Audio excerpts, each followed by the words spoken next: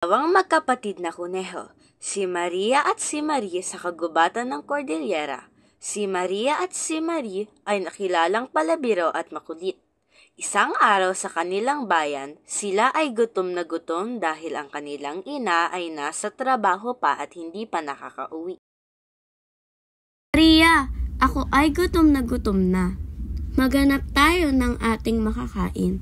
At saan tayo makahanap ang ating makakain? Tayo ay mag-ikot at maghanap. Dun! Sila ay nakahanap ng isang bag na mayroong mga carrots sa loob na nakalagay ang pangalan ng matandang kuneho na si Carlos. Mayroon carrots dito. Kunin natin ito at kainin.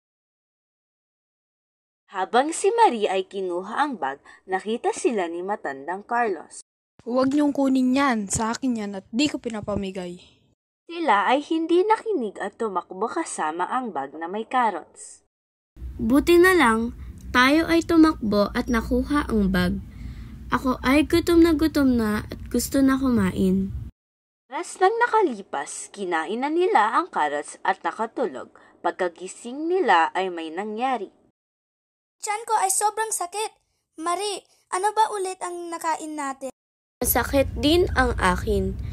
Ang huling kinain natin ay ang carrots ng matandang Carlos. Dapat pala, hindi tayo nagnakaw at humingi na lang. Tama ka, Marie. Dapat hindi tayo nagnakaw.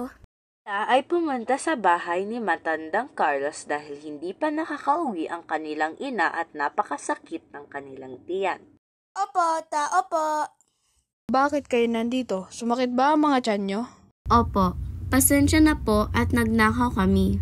Ako rin po ay humingi ng pasensya.